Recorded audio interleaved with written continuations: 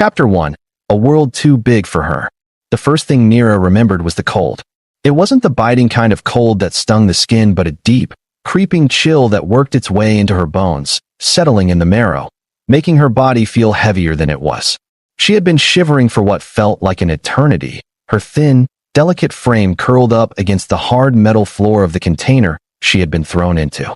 It was a cargo pod, she realized, meant for storage, not for living creatures. But that didn't seem to matter to the ones who had captured her. The darkness inside was absolute, broken only by the occasional flickering of red warning lights outside the container's slits, casting eerie shadows against the curved walls. The air was stale, filled with the metallic tang of rust and oil, and every breath she took felt thin, barely enough to keep her conscious.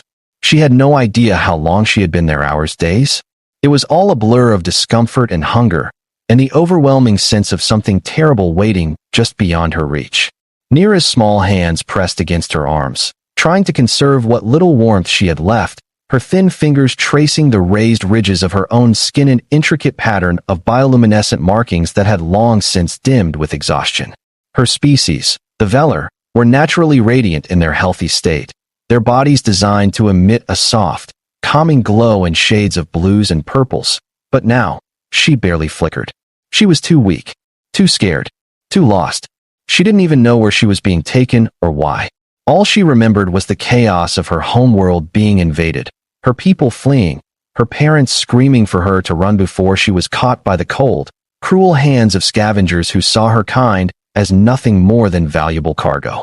She curled up tighter, closing her violet eyes as if shutting out the world could somehow make it all disappear. But it didn't.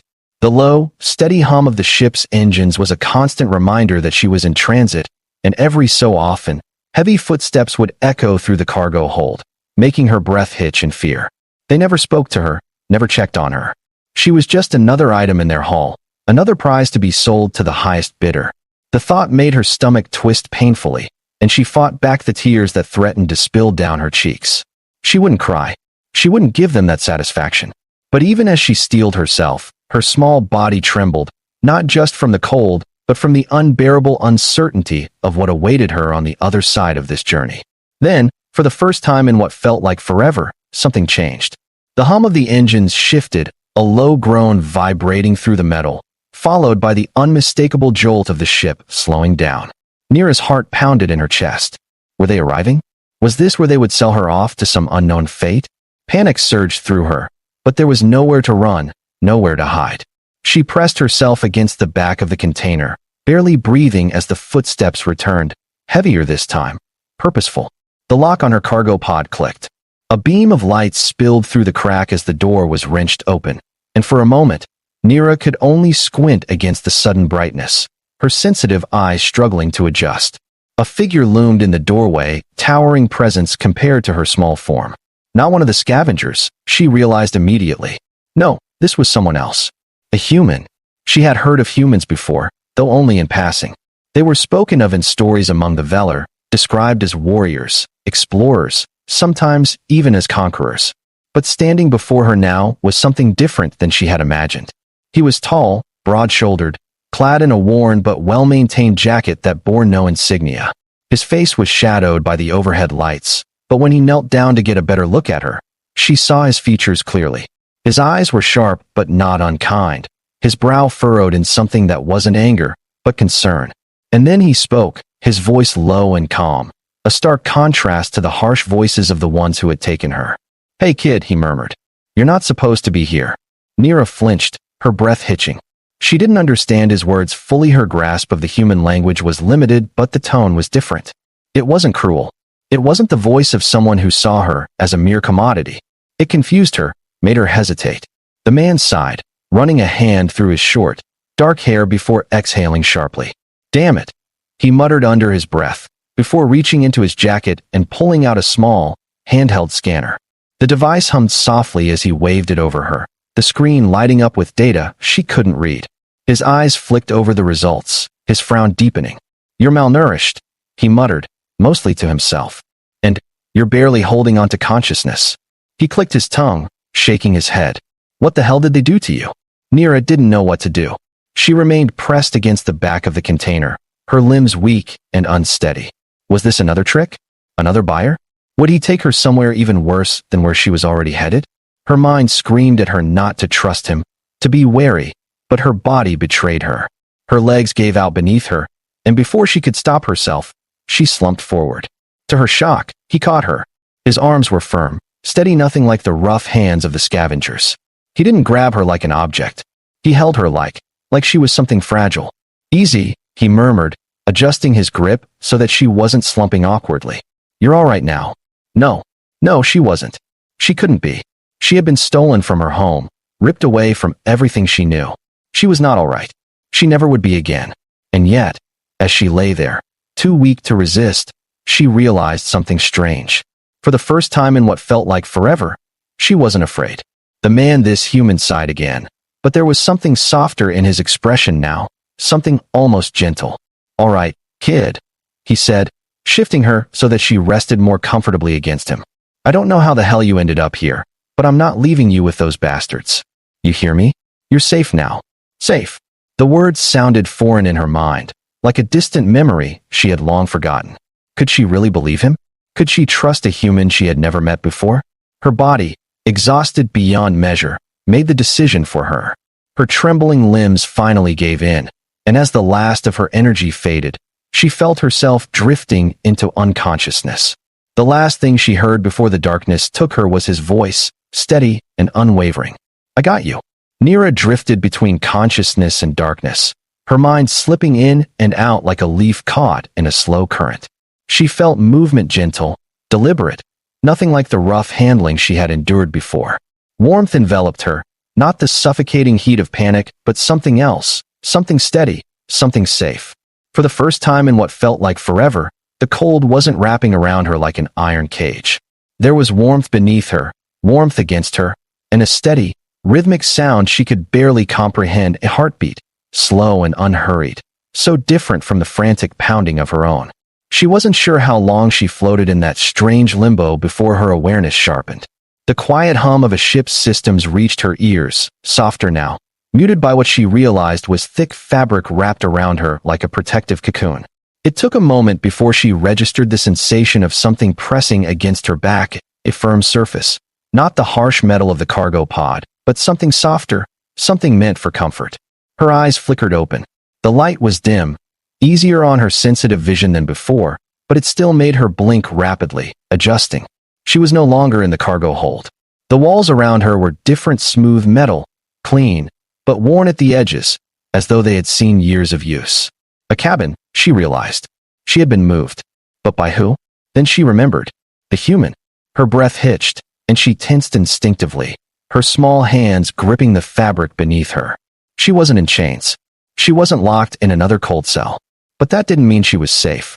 Slowly, carefully, she turned her head, her stiff muscles protesting the movement. The human was nearby. He sat at a control console a few feet away, his back turned toward her, fingers tapping against a screen as he muttered under his breath. The low light of the cabin cast long shadows across his form, highlighting the broad set of his shoulders, the slight tension in his posture. He wasn't completely relaxed, but he didn't seem threatening either. Nira's instincts told her to stay still, to stay quiet, but the slight shift in her breathing must have alerted him. He turned, and their eyes met. For a long moment, neither of them moved. Nira felt her pulse quicken, her body instinctively preparing to retreat, but she had nowhere to go. The human, however, didn't make any sudden moves. He just watched her, his eyes calm, his expression unreadable. Hey, he said finally, his voice lower this time, softer. You're awake. Nira swallowed hard, her throat dry. She understood the words, at least partially. The human language was not unfamiliar to her, though she had never spoken it herself. Her people were traders, travelers by nature, and they had picked up many tongues along the way. But now, under the weight of his gaze, she found that she could barely think of how to respond. She licked her lips, hesitating before managing a small nod. The human exhaled, rubbing the back of his neck. That's a good sign, he muttered to himself. You were in bad shape when I found you. Nira's eyes darted around the room again, piecing together what little she could. The ship was old but well-maintained, the cabin a mix of utilitarian function and lived-in space. A blanket had been draped over her, and she realized she had been placed on what looked like a makeshift cot, a padded bench meant for seating, but used now as a bed. "I'm not gonna hurt you," the human said after a moment, as if sensing her fear. "You don't have to talk if you don't want to, but you should probably drink something. You're dehydrated." He reached to the side, picking up a small container, and carefully set it on the edge of the cot, within her reach, but not too close. He wasn't forcing it on her. He was giving her the choice. Nira hesitated. Her throat burned with dryness, but trust was something she couldn't afford. Still, the longer she stared at the container, the harder it was to resist. Slowly, her fingers uncurled from the fabric, shaking slightly as she reached out. The human didn't move, didn't react as she took the container into her grasp. She sniffed it first, cautious, before taking the smallest sip. It was just water, and yet, to her, it tasted like something more. Relief. She drank slowly, cautiously, while the human sat back, watching but not pushing. He was waiting, giving her space. The silence between them stretched, but it wasn't oppressive. Finally, he leaned back slightly, crossing his arms. "Guess I should introduce myself, huh?" He gave a slight nod in her direction. "I'm Callan." Nira lowered the container slightly, blinking up at him. Callan. A name. She wasn't sure why, but knowing his name made something in her chest unclench slightly. He tilted his head, waiting for her response. When none came, he simply nodded again. "All right. No pressure." She swallowed, hesitated, then murmured, "Nira." His brows lifted slightly, but he didn't seem surprised that she had spoken. Instead, he gave her a small, approving nod. "Nira," he repeated, as if testing the way it sounded on his tongue. "Good to meet you, kid." Nira wasn't sure if it was good, but for the first time since she had been taken, she didn't feel entirely alone. Chapter 2. Learning to Breathe Again. The next few days passed in a haze of quiet recovery. Nira still didn't fully understand where she was, or why this human Callan had taken her and instead of handing her over to the ones who had captured her. He was a mystery, one she was too exhausted to unravel. All she knew was that she was being given time to heal, food and water when she needed it, and space when she didn't. It was strange. She had spent so long expecting cruelty that she didn't know how to process kindness.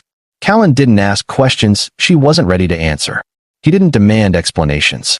He simply kept things normal, as if having a small, frightened alien girl on his ship was just another part of his day. He moved through the cabin with ease, tinkering with the ship's controls, fixing things that didn't seem broken, keeping himself busy while she watched in wary silence. Every so often, he would glance at her, but he never pried. When she finally gathered enough strength to sit up properly, he simply handed her another container of water and said, "Figured you'd be up and moving soon." Nira studied him carefully. You did not sell me," she asked hesitantly, her voice hoarse from disuse. Callan frowned. "Sell you?" She nodded, wrapping her arms around herself. "The ones who took me. They were going to sell me." Callan's jaw tightened slightly, a flicker of something dark passing through his eyes before he exhaled sharply. "Yeah, well," he muttered, shaking his head. "That's not happening." Nira's breath caught. Not happening. As if it was a fact, something she no longer had to fear. She looked down at her hands, struggling to understand this. "Why?" Callan leaned back, resting his arm on the back of the chair. "Because it's the right thing to do." Nira stared at him. That was it. No ulterior motive. No expectation of something in return. He must have seen the doubt in her expression, because he sighed, rubbing his temples. "Look, I don't expect you to trust me overnight. But you're safe here, okay? You're not cargo. Not anymore." Nira felt something unfamiliar stir in her chest, something warm, something she had forgotten how to feel. Hope. For the first time in weeks, she let herself breathe. Nira didn't know how to respond to Callan's words. Not cargo. Not anymore. It sounded so simple when he said it, so absolute, as if the idea of her being reduced to a commodity was something so fundamentally wrong to him that it was unthinkable. And yet, to her, it had been an inevitability, a fate she had accepted the moment she was dragged from her home, locked in that cargo pod, and left to shiver in the cold darkness. She had spent every moment since then convinced that her life had lost its value beyond whatever price someone was willing to pay for her. But now, Callan had spoken those words as though there was no question about it, as though her being free was not a matter of chance but a certainty, as though she deserved it. The thought unsettled her. It was not that she did not want to believe him. It was that she couldn't. Hope was a dangerous thing. She had seen it crushed too many times in too many ways, and if she let it take root inside her only to have it ripped away, she wasn't sure she would survive it. She had been broken enough. She did not know if she could endure breaking again. So she said nothing, staring at the cup of water in her hands, her fingers tracing the rim as she fought the tremor in her grip. Callan did not push her for a response. He simply leaned back in his chair, stretching his arms above his head before exhaling in a way that suggested he had been through things himself, though she could not begin to guess what they were. His ship was worn, lived in, but functional. There were small things she had noticed: patchwork repairs on the walls, control panels with buttons that had been pressed so often the lettering had faded, tools scattered across the floor in a way that suggested he worked on the ship constantly. It was not a luxury vessel. It was a ship meant for surviving. Just like her. After a long silence, Callan finally spoke again, his voice calm and measured. So, Nira, I don't know what you've been through, and I won't pretend to, but I figure you should know that you're on my ship now. The Odyssey. And since you're here, that means I'm responsible for you. That means you get to make choices. What happens next? That's up to you. Nira's fingers tensed against the cup. Choices. The word was foreign on her tongue. Heavy with meaning, she wasn't sure she knew how to grasp anymore. When had she last had a choice?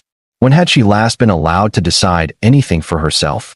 The concept felt as distant as the stars outside the ship's viewport, beautiful and untouchable. Callan must have seen the confusion on her face because he sighed and leaned forward, resting his forearms on his knees. Look, he said, I know you don't trust me. I don't expect you to, but you don't have to decide anything right now. You can just be, for as long as you need. Just be. Nira looked at him then, really looked at him, and for the first time, she did not see someone who had rescued her out of obligation or convenience. She saw someone who meant what he said. That scared her more than anything. So she did not answer. Not yet. But she drank the water. She let herself eat the small portion of food he placed before her, though her stomach still twisted from the thought that she did not deserve it. And when exhaustion finally overtook her again, she let herself fall asleep on the cot without fear of being dragged away in chains. She did not know if she could trust Callan, but for now, she could rest. Chapter 3. The Weight of the Past. Days passed. Maybe more. Nira did not count them because she was afraid of what it would mean to acknowledge time again. Each morning, she woke in the same cot, the same blanket draped over her, the same hum of the ship surrounding her in a way that was almost comforting. She ate when Callan offered food. She drank when he reminded her to. She was not locked away, not restrained, not under watchful eyes that measured her worth in credits. And yet, the fear did not fade. Every time Callan left the room, even just to check the ship's systems, she felt it creeping up on her, the suffocating certainty that he would return with someone else that she had let herself believe in safety only for it to be yanked away. She would catch herself curling up, her limbs folding inward as if to make herself smaller, more invisible, a habit that had kept her alive for so long she did not know how to stop. Callan noticed. He did not comment on it directly, but she saw it in the way his jaw tensed when he returned and saw her frozen in place, in the way he adjusted his posture to make himself seem less imposing, in the way he deliberately made noise when entering the room, so she would never be startled by his presence. It was strange to be accommodated, to have someone see her without forcing anything from her in return. One evening, when the silence between them had stretched too long, Callan spoke. I don't know what you're running from, he said, staring out at the endless expanse of space through the viewport. But I know what it's like to feel like you'll never stop running. Nira had not expected that. She blinked, hesitant, before shifting to sit up slightly. You? He huffed a dry, humorless laugh. You think you're the only one who's ever been hunted? He shook his head, running a hand over his face. No. I've been on the wrong side of people with power before. You don't forget what that feels like. Nira studied him carefully. He did not look weak. He did not act afraid. But there was something in his voice, something in the weariness that hung around his shoulders, that told her he had not always been the man he was now. You escaped? She asked quietly. Callan's gaze flickered to her, and for a long moment, he did not answer. Then, with a slow nod, he said, Yeah, I did. Nira's fingers curled into the fabric of the blanket draped over her. How? Callan was quiet for a moment before exhaling through his nose. Someone gave me a chance, he admitted. I took it. A chance. That was what he was offering her, wasn't it? She looked down at her hands, at the faint remnants of the bioluminescent markings that should have glowed brightly, but had dulled with exhaustion and fear. She had not thought of the future since she had been taken. The future had seemed like something meant for others, not for her. But now, here, she was being told that it was still hers to claim. I don't know how to stop running, she admitted before she could stop herself. Callan's lips quirked upward, just slightly. Then don't, he said simply. Run towards something instead of away. It was such a simple statement. So painfully obvious. And yet, it unraveled something inside her she hadn't even realized was tangled. She had spent so long fleeing, so long trying to survive, that she had never thought about where she wanted to go. For the first time, she wondered. And that wondering, that small seed of possibility, felt like the first step towards something new. For a long time after Callan's words settled between them, neither of them spoke. The ship hummed around them, filling the silence with its quiet mechanical rhythm, a sound that had begun to feel familiar in a way that unsettled Nira. She hadn't meant to stay this long. She hadn't meant to become something more than a frightened, hidden thing curled in the corner of the cot, waiting for fate to decide her next torment. But somehow, each day, she had stayed. Each day, Callan had left the choice up to her. And for the first time in longer than she could remember, she had a choice. She wasn't sure when she had first started trusting him. It wasn't an immediate thing, nor was it even conscious. Trust, for her, had been something delicate and fleeting, something that could be shattered with a careless word or an unexpected movement. But Callan never rushed her, never made demands of her that she couldn't meet. When he left the room, he never locked the door. When he handed her food, he didn't linger to watch her eat, as if expecting something in return. When he spoke, he never forced her to reply. And slowly, so slowly, she had found herself answering him more. Not just nods, not just hesitant glances. Words.